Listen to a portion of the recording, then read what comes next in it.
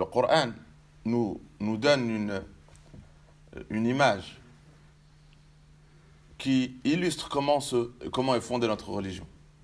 Comment se construit la religion dans la vie de quelqu'un. Quand on parle de iqamat ad-din, d'établir dans sa vie la religion, comment elle s'établit? C'est quoi la fondation? Quand on parle de construire quelque chose, il y a toujours une fondation. Sur quoi tout sera construit. Allah Azza wa Jal nous dit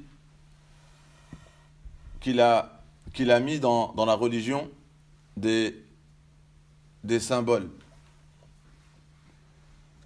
des choses visibles, apparentes, claires, des actes, des rites, à travers lesquels on va adorer Allah, avec lesquels on va adorer Allah et à travers lesquels on va se rapprocher d'Allah. C'est ça la religion. Des actes et des choses qui vont nous rapprocher d'Allah. Et le Coran nous dévoile trois choses en utilisant le mot sha'air Allah. Sha'air, donc ce sont ces symboles qui sont les symboles d'Allah, de la religion d'Allah, pour qu'on adore avec Allah et pour qu'on s'approche à travers elle vers Allah. Allah, il nous a dit, il y a le temps. Donc il y a dans le temps, Allah il a créé le temps, il y a des jours, il y a des mois, il y a des moments que nous devons honorer. C'est parti. Les honorer, c'est des moments qui nous rapprochent d'Allah, dans lesquels Allah il nous demande une adoration précise. Donc il nous dit, il y a 12 mois. Le nombre de mois est de 12. Quand Allah il a créé les cieux et la terre, auprès d'Allah, Allah quand il a créé les cieux et la terre, il a mis 12 mois. Parmi ces 12 mois, il y en a 4 qui sont sacrés. Allah il dit, ces 4 mois sacrés font partie de la religion. C'est-à-dire honorer le temps, honorer les mois sacrés, honorer des mois comme le mois de Ramadan, honorer des mois comme les mois sacrés, honorer des jours comme des jours de grande importance, comme les jours de Dhul Hijjah, les 10 premiers jours de Dhul Hijjah, honorer le jour de Arafah, honorer le jour de Ashura. Ça fait partie de la religion. Allah nous a dévoilé des jours qu'il faut honorer par l'adoration. Il faut leur accorder un respect, une intention particulière. Et ça fait partie de la religion. Et honorer ces jours par l'adoration, c'est honorer Allah. Et négliger, et ne pas donner d'importance à ces jours, avec une absence d'adoration, les négliger, c'est quoi? C'est négliger le droit d'Allah sur nous. Ça, c'est pour les jours. Il y a des lieux. Allah a aussi mis des symboles, des lieux.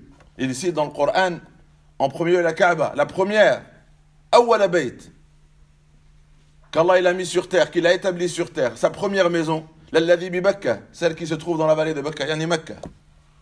Allah a dit, elle est Mubarakan. C'est un lieu de baraka. Donc il utilisait le mot Mubarak, c'est-à-dire il a défini qu'il y avait le baraka, c'est là où se trouve la miséricorde d'Allah Azza wa Jal. Une miséricorde qui, si on s'y rend là-bas, elle va nous rapprocher d'Allah. Il a mis une baraka pour nous rapprocher de lui. Voilà pourquoi Allah nous demande de nous diriger, faire le pèlerinage, d'aller à la Kaaba. Et Allah Azza wa Jal ne nous dit pas qu'il n'y a pas que la Kaaba. Il nous dit Inna Safa wal Marwa, juste à côté de la Kaaba. Et il nous dévoile des lieux où Allah nous demande de nous y rendre. Et il nous dit, par exemple, Safa wal Marwa min sha'airillah. Yani, faire l'alternance entre Safa et Marwa, ça fait partie des sha'airillah, des symboles qu'Allah il a mis. Ce rite te rapproche d'Allah. Tourner autour de la Kaaba te rapproche d'Allah. T'alterner entre Safa et Marwa te rapproche d'Allah. Allah nous dévoile aussi deux autres lieux.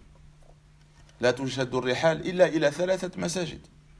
Al-Masjid al-Haram wa Masjid hada wa al-Masjid al-Aqsa.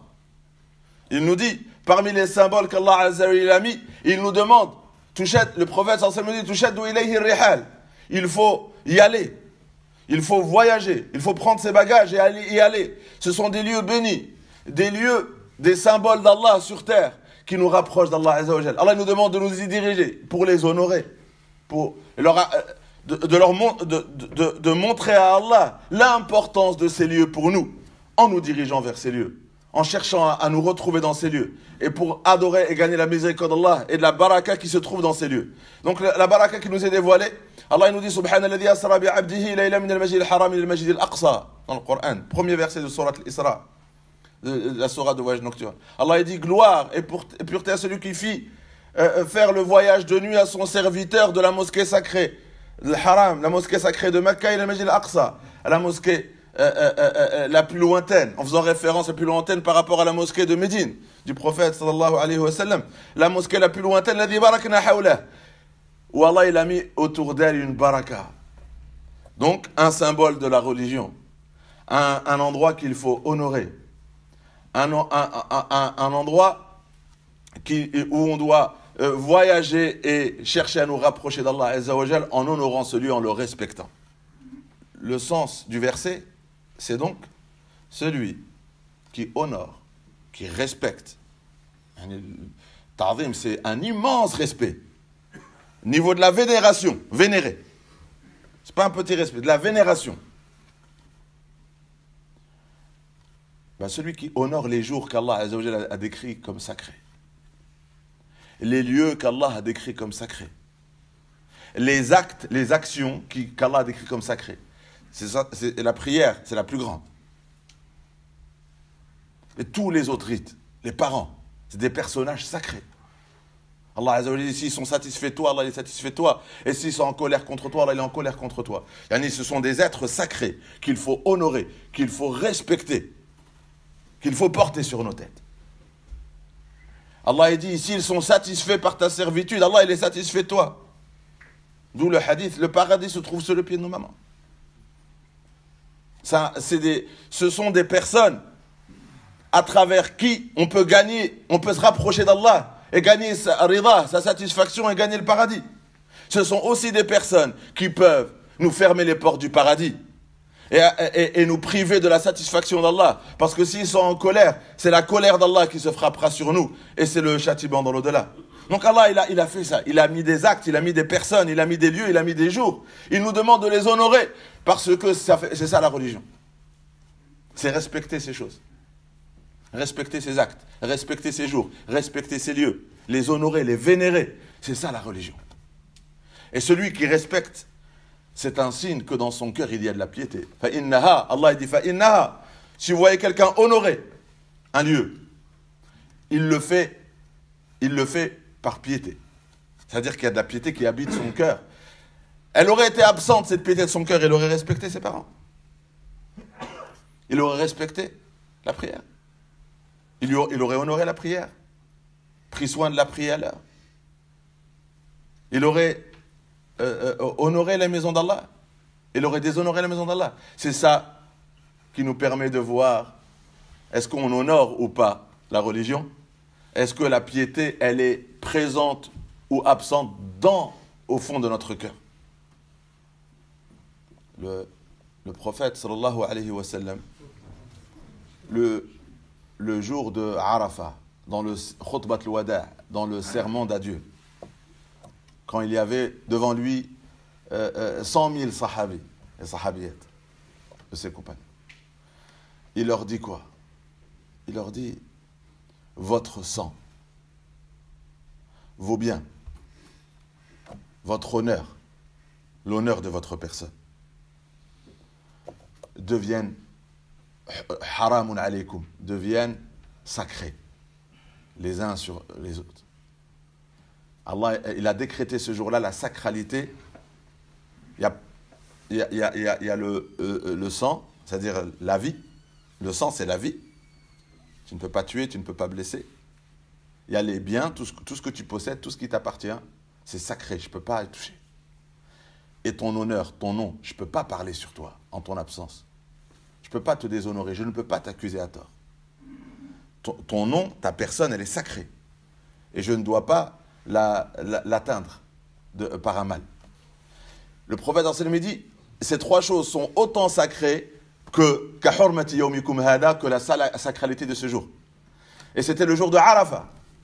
Et le prophète sallallahu alayhi wa sallam dit Afdalud du'a de Arafat. Dans toute l'année, le jour le plus important, c'est le jour de Arafat. Le jour le plus important toute l'année, c'est le jour de Arafat.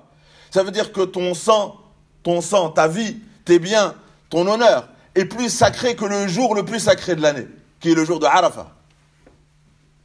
Le jour où Allah Azza wa Jal absout tout le monde, tous les pèlerins. Ils ressortent lavés de leurs péchés comme le jour où leur mère les a mis au monde. Il dit, fi shahrikum hada, ils sont autant sacrés que la sacralité de ce mois. Alors que le jour de Arafat, c'est dans le mois de Dhul Hijjah. Et le mois de Dhul Hijjah fait partie des 4 mois sacrés d'Allah Azza wa Jal. Et Allah il nous dit d'honorer ces mois sacrés. Il dit, fi baladikum hada. Ça veut dire que ton sang, ta vie, tes biens, ton honneur est plus sacré que baladikum, que la terre sacrée de Mecca. Sachant que, qu'est-ce qu'Allah il dit sur la terre sacrée de Mecca? Celui qui commet une injustice sera exposé à un châtiment douloureux. C'est-à-dire désacraliser un endroit sacré t'expose à un châtiment douloureux. Allah a rendu autant sacré la vie, l'honneur et les biens que les jours et les lieux qu'Allah il a sacralisés.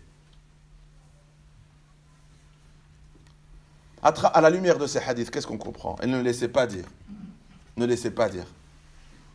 C'est pour ça qu'il faut en parler avec clarté, avec force. Le dire. Éduquer nos enfants, éduquer les générations sur ces choses. Qu'il y a des jours qui ont une sacralité, qui doivent être honorés, respectés, vénérés. Il y a des endroits, des lieux qui font partie des symboles de l'islam. Il y a des rites qu'on doit honorer, respecter, qui font partie des symboles de l'islam. Et quand ils sont déshonorés, il y a une réaction.